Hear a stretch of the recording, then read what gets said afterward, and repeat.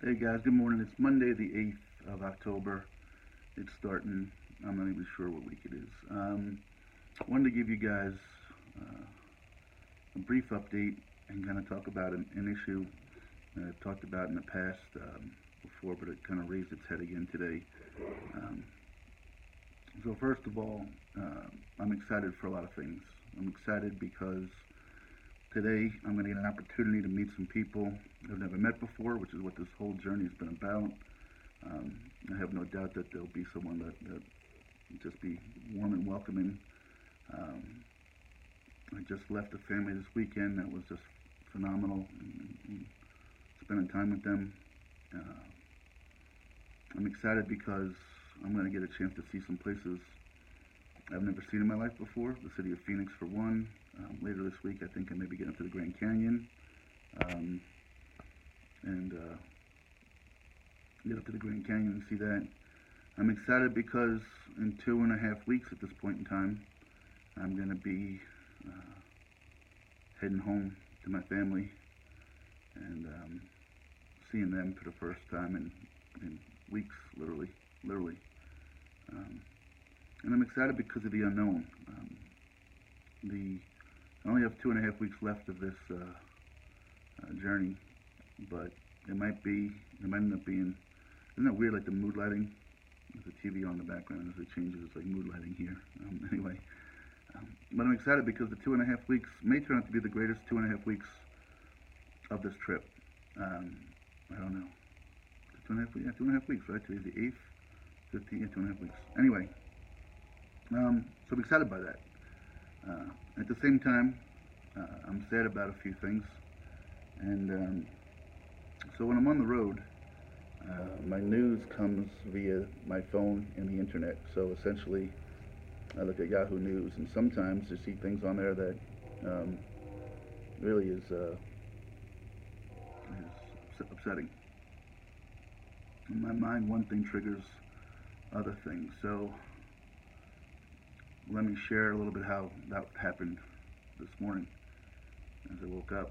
Um, Back in my journey, let me get to this part first. Back on my journey, my first week, um, well, one of my greatest stories of my journey was at the end of week 3. I met Tom, who I'd met on my first day, and that was a really cool thing. And that leads me to this part. At the end of my first week, I made it to the Flight 93 Memorial in Shanksville, Pennsylvania. And that was somewhat of a funny story in the sense that I'm in Airhead and left my backpack unattended, but I digress. I was down near the impact zone and I met this couple that started to talk to me, and their names were Nitro and Mermaid, and they live in Tucson, Arizona. And they said, hey, when you come on through, if you're coming through Tucson, look us up. So I'm not going to be in Tucson. Tucson's further south of Phoenix, but later today and sometime later this week, I'm going to be down in Phoenix. So if you know Nitro or Mermaid, let them know I'm still on the journey, and it'd be great to hook up with them. Um, and to see what things have happened over the last few months for both of us. So again, guys, if down in Tucson, Arizona, you know Nitro or Mermaid, let them know we're still on the journey. We'd love to get together with them. But um, what triggered thoughts of them and Flight 93 Memorial, and I'm going to revisit a topic that I did cover early on in my journey, maybe a couple of times. So reading the news this morning, and caught my eye was a little headline on the internet news about a terrible tragedy up in upstate New York where a limousine carrying 18 people got off some exit and ran through a stop sign, which apparently has been a problem for years at this particular intersection, went into a parking lot, hit a vacant car, and killed 18 people on board the limousine plus 2 pedestrians out there. And that goes back to something that I've kind of always said, kind of my outlook on life. It's precious. We take it for granted sometimes. Don't. You never know. We're not given tomorrow. We're not given the next moment. Um, what's weird though is sometimes people do things that are dangerous and tragedy happens. Right? You've got a aerialist in a circus and they fall, or when these guys jumping motorcycles. I saw a video of a young man from years ago that was the best in the game and crashes, landed, and died. But that's something they're in control of. You got this case here. You got this group of people that try to do the right thing, right? They're going to go out and party. It was a 30th birthday party, and they try to do the right thing, and like that, lives gone. Two people, I assume in the parking lot, walking by, going out shopping, stop at a little, change and leaf, Apple Festival store or something. Gone. Guys, we take for granted that we'll always have tomorrow. We'll do it next week. We'll do it next year. We'll do it. I just got to do this. I just got to save money. I just got to get a house first. I just got to. But you don't just have to. I mean, you need to be prudent. I get that. You need to plan. But, my message and how I've always tried to live my life is that, I want to spend as much time with those close to me as possible because I'm not given tomorrow. And that was an illustration of that. It brought back a memory for me. I remember years ago I lived in Long Island, New York.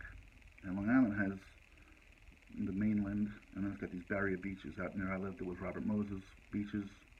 As you went further into Nassau County, you had Jones Beach, and then further along you had Long Beach and Lido Beach and a few others. There's a story. I lived out there, so it had to be more than 25 years ago. But, just close your eyes, and as I tell the story, picture your children if you're older, picture your friends or yourself if you're in your 20s or 30s. If you're too young, don't picture this at all, but maybe just listen.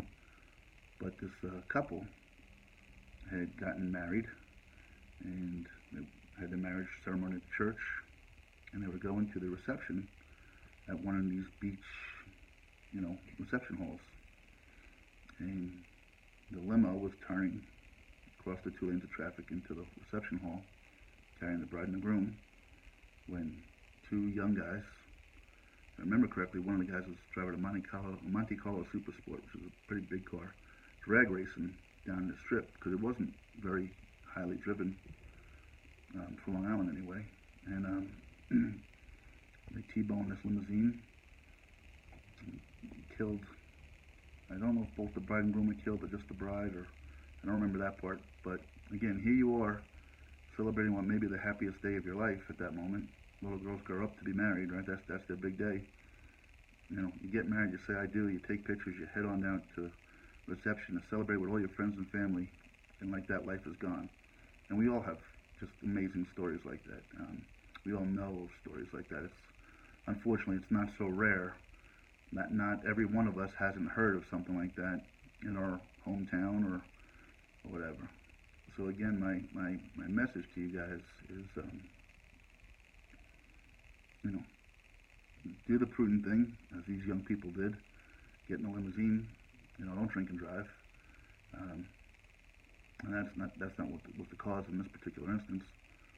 But just value life, value your friends. If you're hearing this video right now, take a breath, close your eyes, picture your loved ones, and you know what? If your kids didn't quite put their dish in the sink the way you wanted them to, or if mom or dad didn't get you that present you wanted to, or they didn't pick you up that thing at Walmart that you wanted when you ran through the cash register line, or if your coworker is a little bit cold to you that day, or just take a breath and appreciate what you do have, because a lot of people that would trade places with any one of us in a heartbeat. And I think that's my biggest bane. People that have met me yesterday, every other day.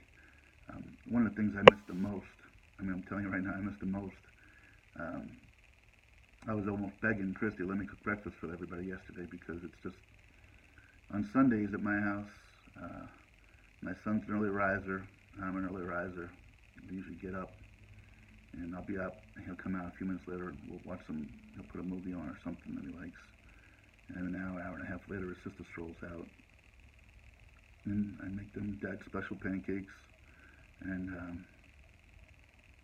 we have breakfast. But it's those 2 or 3 hours in the morning together that can't put a price on, can't take away. It just is what it is.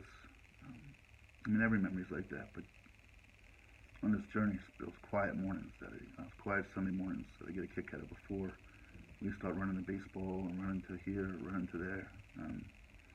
So I think too often in life we take things for granted. And there's 20 people in upstate New York. I don't know if that's where they were from or traveling through. I think the 18 were from up there. And there's 20 people and families. You think about that. 20 people, how many others got impacted by this? This isn't just the 20 victims. Their parents, their friends, their neighbors, their co-workers. So many people. And think about that for a minute. 20 people dead, but maybe 100 or 200 people whose lives will never be the same again. They'll never see their granddaughter or grandson. They'll never see their mom, their brother, their sister, their co-worker, their best friend. Like that. So appreciate today. Appreciate your loved ones. And that's my message for today, guys. So it was tough to read that and see that, and because again, no explanation for why. And this is always that kind of thing. Last night I talked about religion and me being kind of, being more open than I've ever been to it before. And then I reel myself back into it with something like this, where I say, how can, if these people were good, why does that tragedy happen, yet plenty of bad still exists? And I know you all have answers for me that have faith and belief. And again, that's the difference. I talked about this before as well. That's the difference to me between belief and faith. I believe, but I get my faith questioned when something like this happens. And I know the people that have faith, they have their own reconciliation of it. A lot of people just say it's John back in St. James, Missouri, gave me the answer and said God has a plan for these people, and it's bigger than anything I can comprehend. I don't understand it, but I don't have to. I just know that He does. And that's a beautiful, beautiful sentiment. And to those that have that and share that and believe that, I think it's an amazing thing.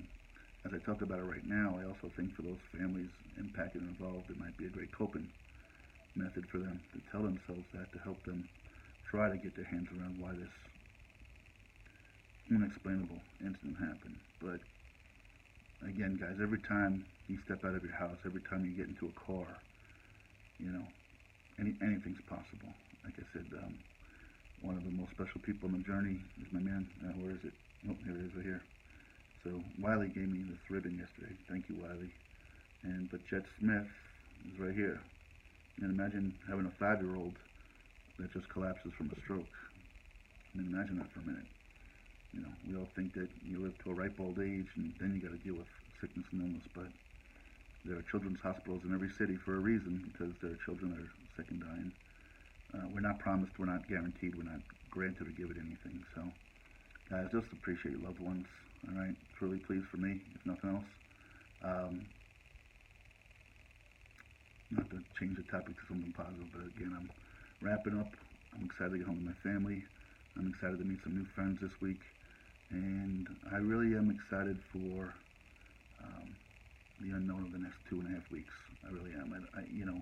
Getting back towards LA, where there's going to be plenty of people, and saying hello to folks will be a wonderful thing. At this point, I'm not sure what direction I'm going to take. I don't know if I'm going to go back along Route 40 and 66, or if I'm going to come up from Phoenix through Route 10, and then through Palm Springs and Palm Desert and Indio that way. I'm going to figure that over the next couple of days as well, but I'll let you know. All right, guys, thanks for following. I love you. Remember to point the thumb every chance you get. All right, take your own accountability. I don't know what accountability could be had with this tragedy yesterday up in upstate New York, but use it to put a light bulb over your head and to appreciate the ones you have and you love. Thanks, guys. Take care.